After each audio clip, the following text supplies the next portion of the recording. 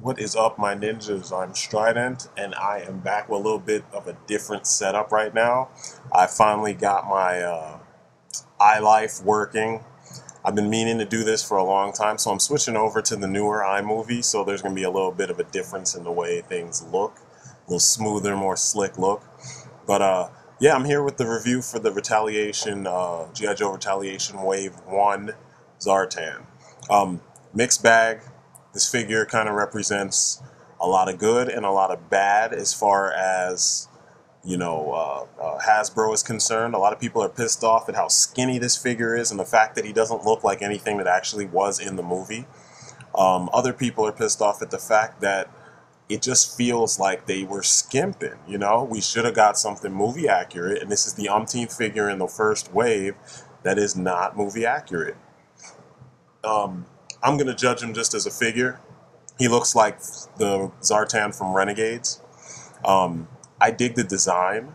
This was one of the few that, just there were little bits and pieces of it that were interesting to me, and that's why I felt that I had to pick this one up. The only ZARTAN I had before this is the one from Pursuit of Cobra, which is awesome. Nothing's wrong with it. It's just the only one I have. I've never really been a huge, fan of ZARTAN. He just always felt like he was one of those characters that was really necessary, you know what I'm saying? So I made sure that, I paid enough attention to the different times that he's popped up in the different cartoons, and, I was able to pick some of the better costumes, which are the original, the Retaliation, and this one represents Renegades for me, because if you look closely, like I said earlier, it is pretty close to the Renegade version. As far as the figure goes, detail-wise, there's a decent amount of detail in him. I mean, you can kind of see that it's a bodysuit. It kind of looks like it could house, some type of fiber that allows him to change shape, so to speak, and kind of make himself look like, I don't know, whoever he chooses, which is kind of nice. The color scheme is really simple, really stealthy-like, stuff that would work really well in the shadows. With these dark reds, grays, and black. There's a nice shine to his gloves and his boots. The hoodie still is, the cowl is still, brownish.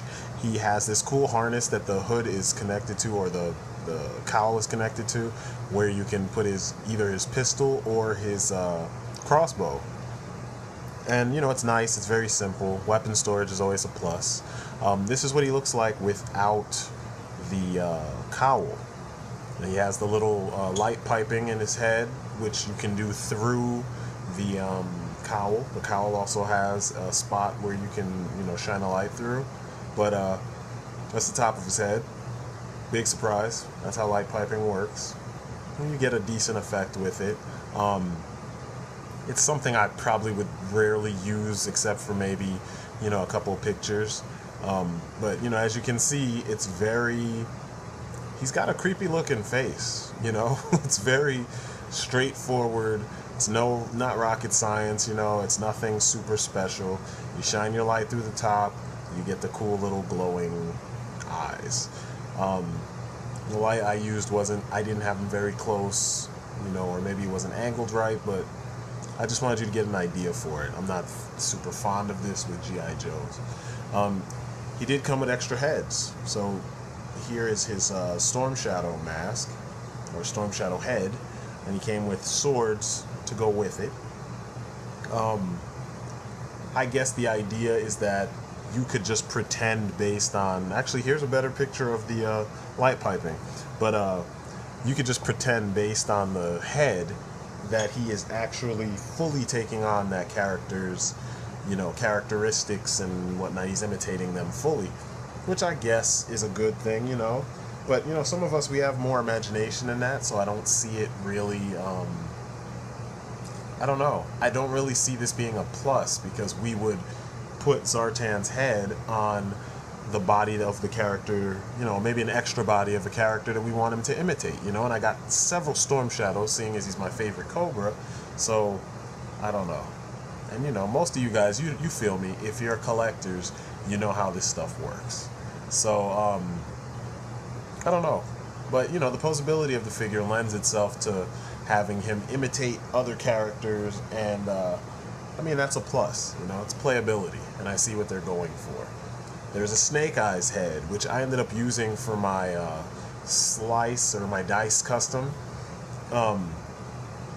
It's nice, and it's different from the Snake Eyes, the two Retaliation Snake Eyes that are offered in the Retaliation collection, which is funny to me because you would think that they would have given you the straight up Retaliation Snake Eyes.